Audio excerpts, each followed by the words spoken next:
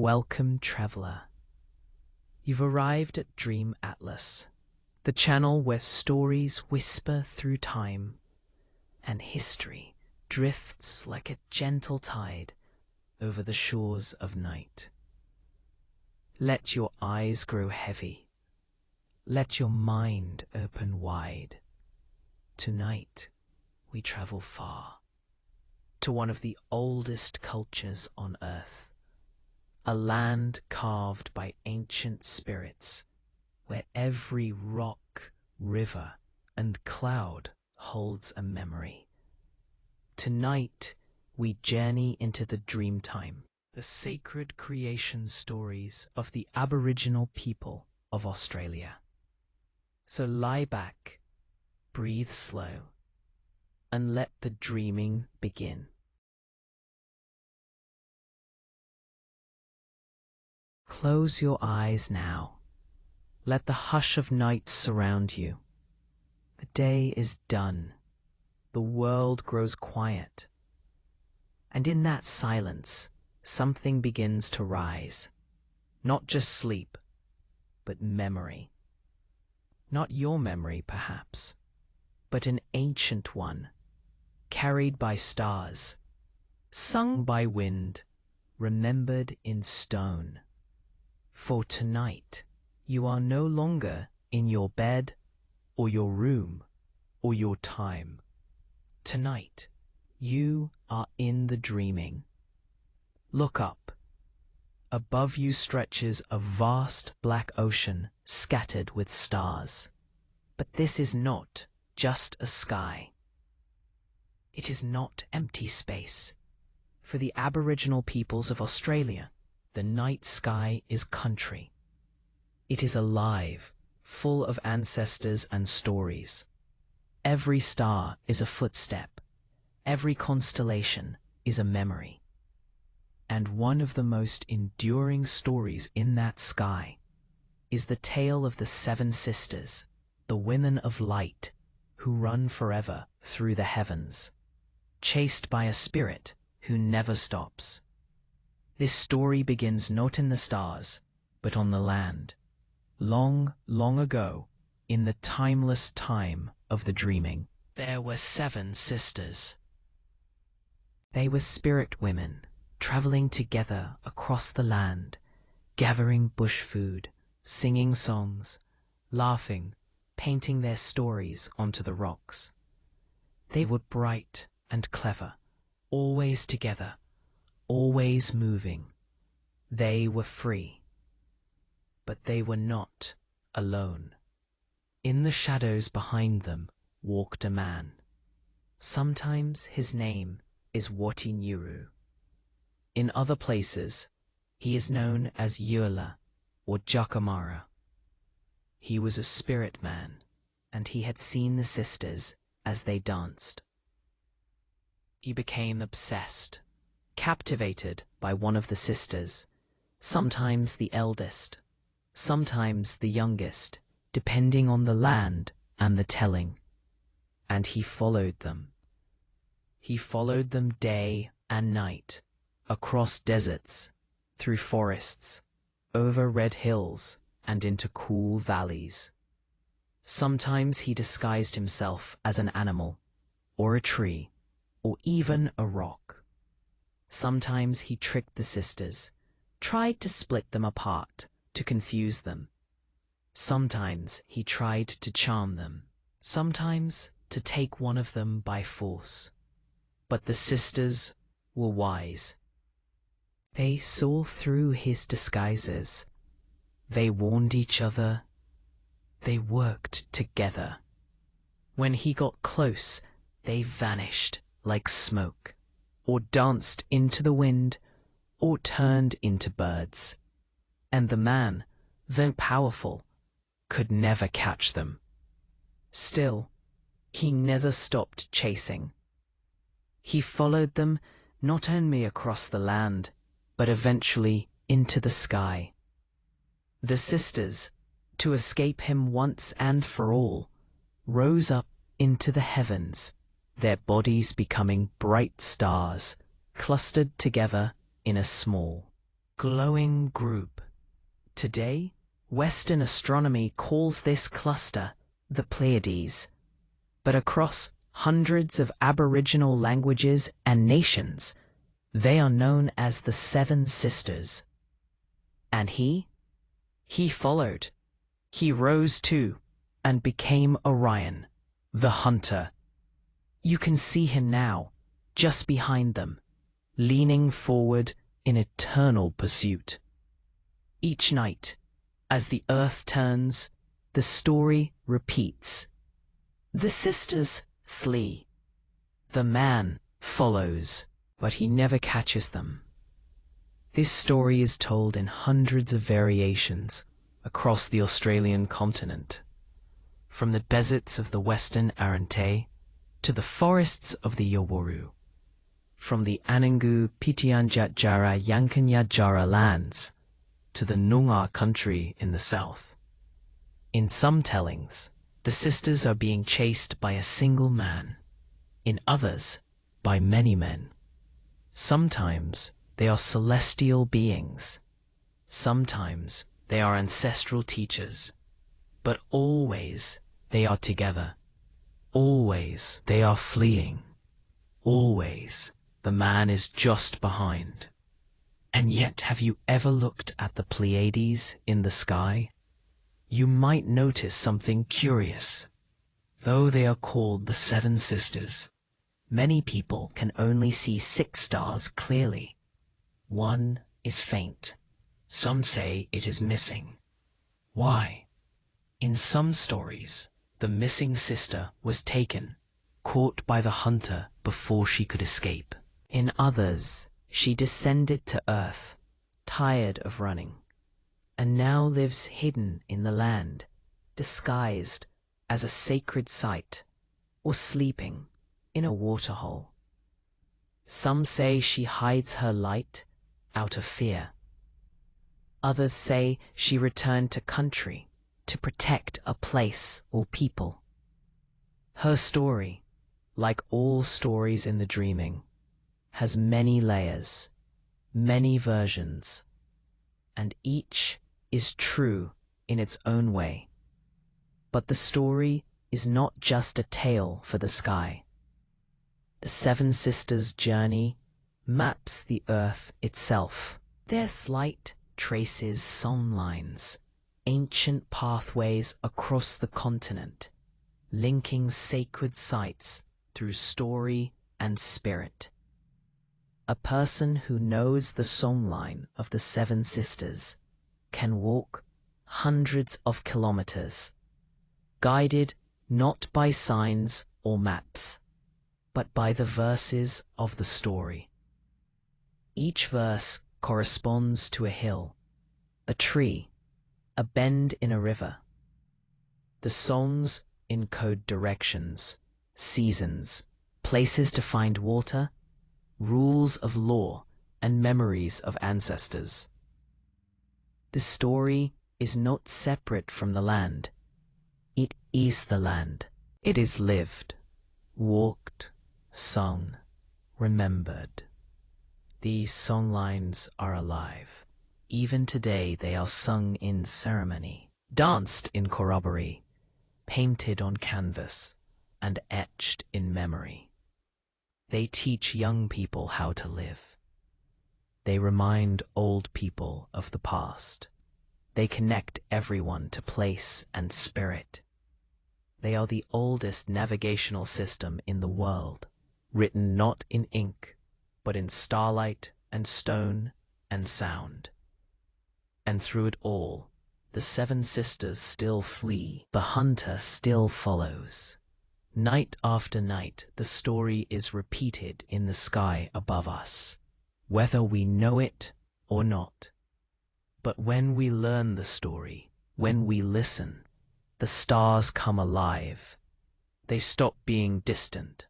They begin to feel close, familiar, like relatives returning home.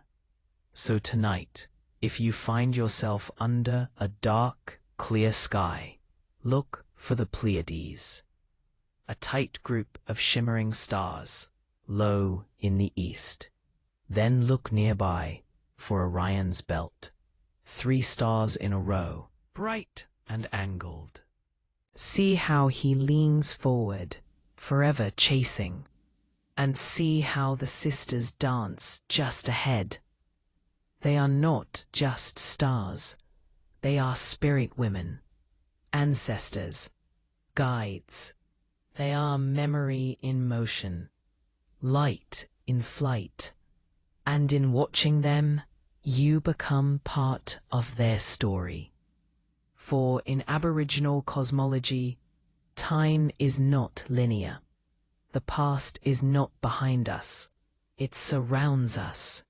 The dreaming is not over. It is now. These stories are not history. They are present. They are always unfolding. So, as you breathe now, slowly, deeply, drifting closer to sleep, let your spirit rise with the sisters. Let yourself dance across the sky. Feel the cool wind of the night. Hear the hunter behind you. Smile, knowing he will never catch you. You are too fast, too wise. You move with song and light. And when you return to the land, remember this. Every hill you walk, every breeze that touches your cheek, every pool of water that glimmers in the sun, these are part of the same story. The sky is not above you. It is with you, around you, inside you. You are part of the songline now. Sleep well, traveler. The sisters are watching. Their story will keep you safe until morning.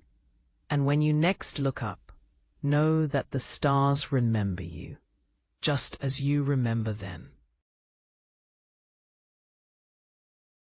Before rivers flowed, before rain fell, before the world knew the meaning of thirst, there lived a frog. But this was no ordinary frog. He was Tidilik, the largest frog who ever lived, and in this Dreamtime story, he holds the power not just of water, but of life and death, of greed and consequence, of sorrow and wisdom. Close your eyes now. Let your breath grow slow. Let your body become still.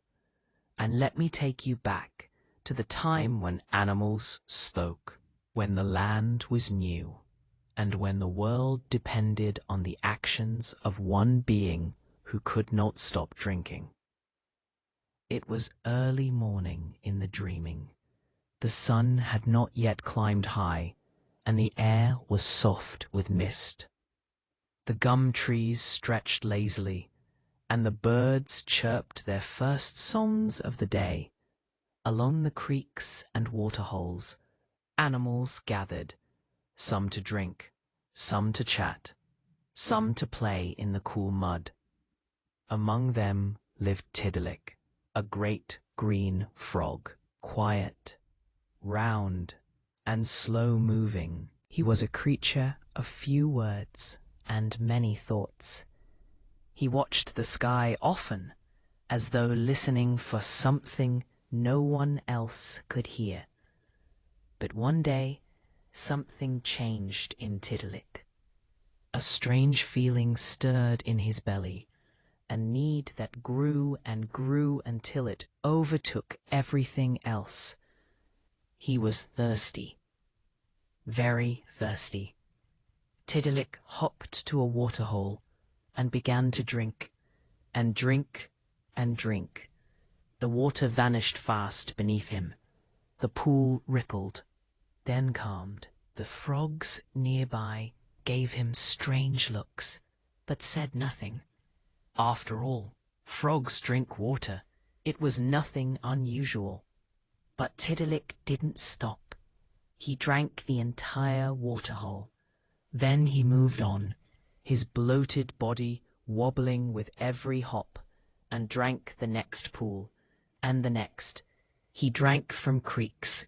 He drank from streams. He sucked the moisture from the soil and the dampness from the moss. He drained the billabongs, the swamps, the rivers, the lakes. He drank until the ground cracked beneath the heat, until the leaves curled, until the clouds refused to rain, until there was nothing left to drink. Tidilik's belly swelled like a great boulder. His eyes were drooping, his legs trembling. He was too full to move, too full to speak. He sat in silence, a great swollen lump of water, glistening in the sun like a giant green rock. The animals gathered. At first, they whispered. Then they argued. Then they cried. The land was dying. The trees could not grow. The animals had no water. The fish were trapped in drying mud. The sky grew hotter. The ground began to split. And still, Tidilik sat, silent, unmoving, full. Someone had to do something. The elders among the animals met under the fading shade of a tree. The wombat said, "We must plead with Tidilik to give the water back." The kookaburra said, "We must scare him. Maybe fear will make him spill it out." But the wise old echidna, her quills glinting like spears, narrowed her eyes and said, "We must make him laugh. If Tidilik laughs, the water will pour from his mouth and return to the land." It was a strange plan, but what else was there? And so one by one, the animals tried. The kangaroo began. He jumped and flipped and rolled in the dust, slapping his tail and crossing his eyes. Nothing. Tidilik did not laugh. The cockatoo flapped and screeched and performed wild dances, feathers flying like leaves in the wind.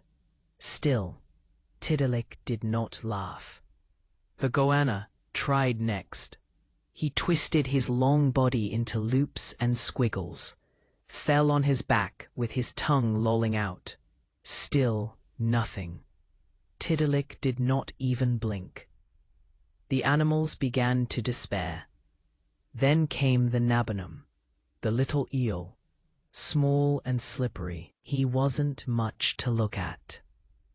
But he had ideas. He twisted his body into absurd shapes, knots and hoops and loops so silly, even the ants stopped to stare. He pretended to trip over his own tail, somersaulted into a bush, emerged wearing leaves as eyebrows and a snail shell for a hat. At first, nothing. But then, something stirred in Tidilik's throat. A bubble. Then, a snort. Then, before anyone could prepare, Tidilik burst into laughter. A great, booming, uncontrollable laugh that made the trees shake and the birds scatter.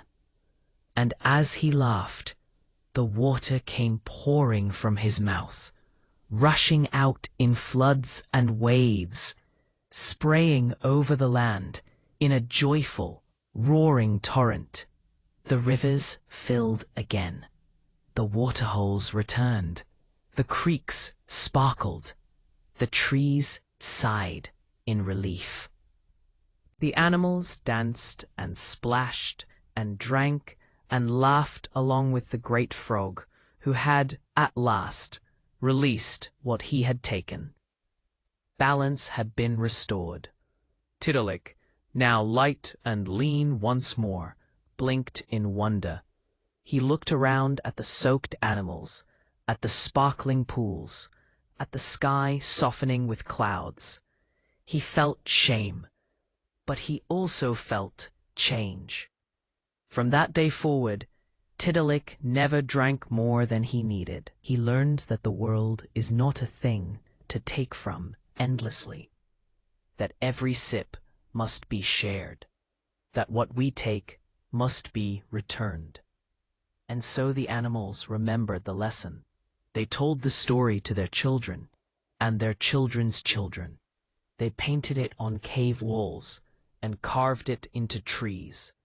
They sang it in ceremony. A tale of greed and laughter, of drought and release, of how one frog held the fate of the world in his belly, and how the smallest creature could turn it all around with one clever trick. Even now, some say, when a great flood comes after a long dry spell, that Tidilik has laughed again. And when the creeks run dry, they whisper his name and remember to share. So tonight, as you lie in the quiet dark, perhaps you'll hear the frogs outside your window, singing in puddles or creeks.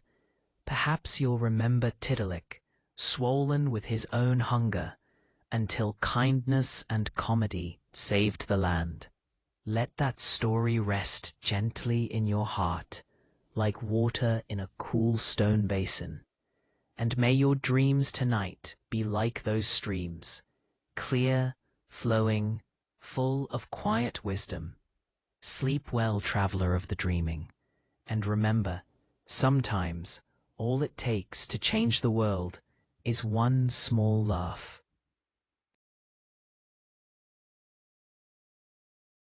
Feel the ground beneath you. Let your breath grow slow.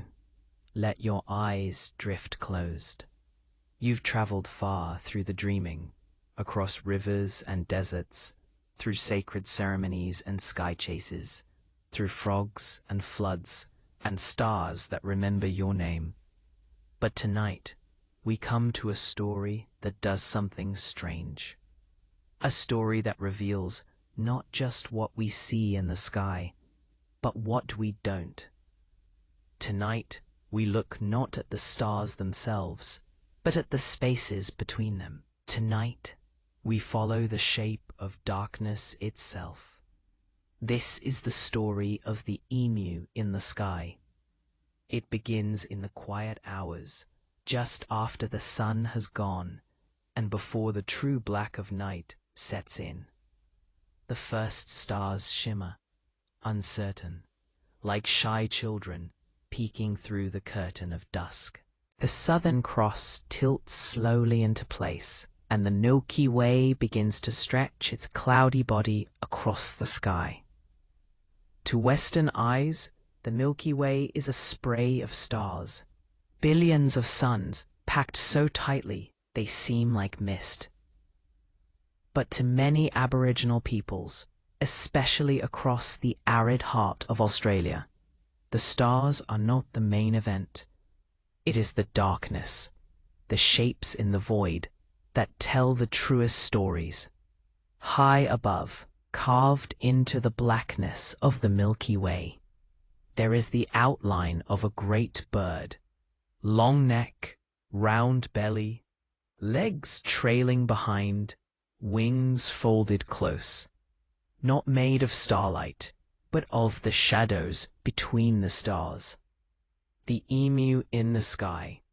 She appears each year as the seasons shift.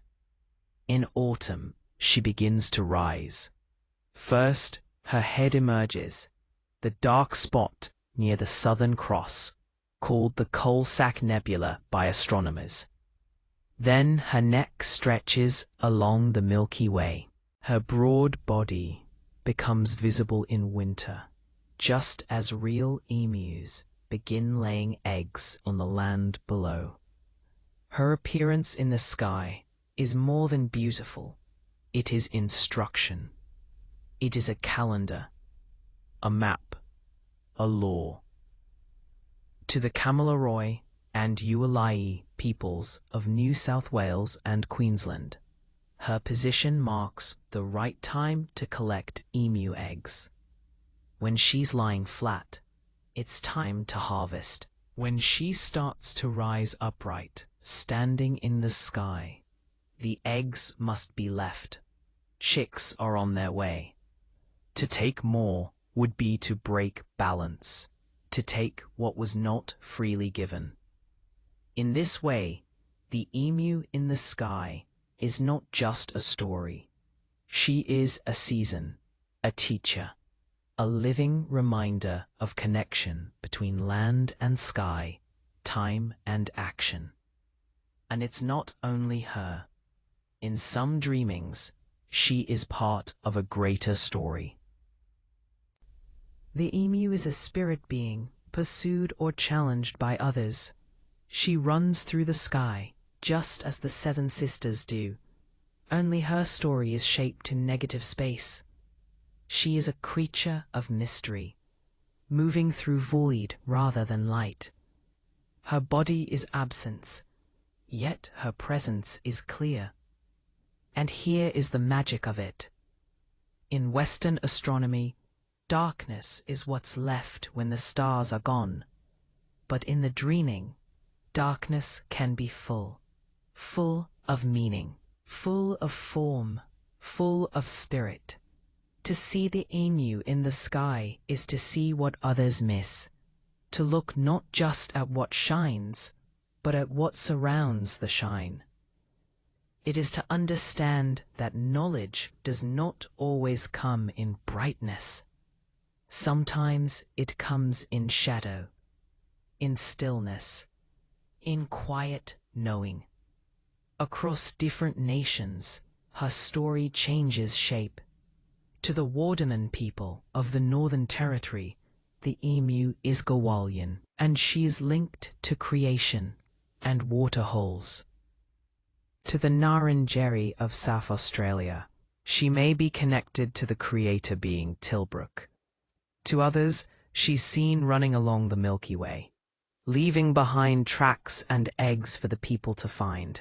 Her legs, her feathers, her journey, all mirrored in the land below. That's important, because in the dreaming, sky and land are not separate realms. What happens above is mirrored below. What is walked by stars is walked by feet. The emu in the sky does not simply live in the heavens. She lives in the rocks, in the sand, in the wind-blown feathers caught on spinifex grass. When she runs across the sky, her legs echo as songlines, pathways of story, sacred tracks across the continent. A person who knows the emu's path in the stars can trace it on Earth. They can follow her to water, to ceremony grounds, to initiation sites. The stars are not decorations, they are guides. To the initiated, the stars are read like scripture, like map, like memory. And the emu is one of the oldest of all. She's been seen for tens of thousands of years, her shape painted on cave ceilings in Ku-ring-gai Chase National Park, matching perfectly the seasonal rise of the emu in the sky. Her image carved in rock and in story, in feathers and in firelight. And so each year, she rises again, not as myth, but as truth. Truth sung across generations, kept alive in voice and breath, never written, but never forgotten. Even now, you can see her. Go outside on a cold autumn night. Look south. Find the Southern Cross. Just beneath it, the black patch, that's her head. Trace the dark along the Milky Way, across the sky. Her neck, her body, her legs, trailing behind. She is enormous, spanning from one end of the sky to the other. But only if you know how to look. So much of the dreaming is like that. It doesn't shout, it whispers. It doesn't dazzle, it waits. For those willing to slow down, to listen, to look sideways into meaning, to see in the shadows what others overlook. So tonight, as you drift towards sleep, imagine her above you, not in light, but in quiet darkness.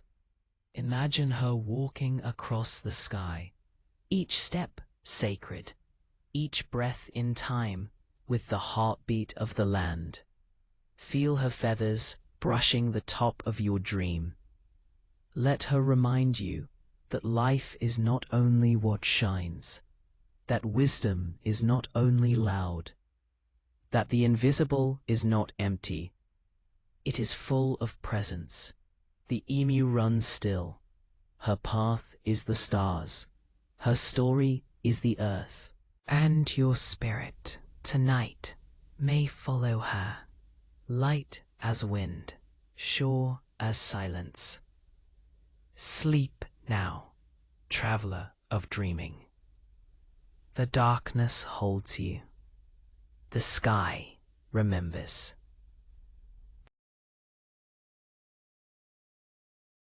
The dreaming is not something to understand. It is something to feel, to sense, to breathe. It tells us that the land is not property. It is kin. It holds memory. It listens. It tells us that stories are not distractions. They are the threads that weave reality. And perhaps most beautifully, the dreaming reminds us that nothing is ever lost. The ancestors walk beside us. The stories continue. The stars still sing. So now, as your breath slows, as your body softens into sleep, let the rainbow serpent coil gently around your dreams. Let the seven sisters guide you through starlit skies. Let the songlines hum softly beneath your pillow. You are part of the dreaming now, and the dreaming never ends. Thank you for listening to Dream Atlas. If you enjoyed this journey, whisper your support with a like. Subscribe for the dreams yet to come, and until next time, may you walk gently upon the earth and sleep with stars in your eyes.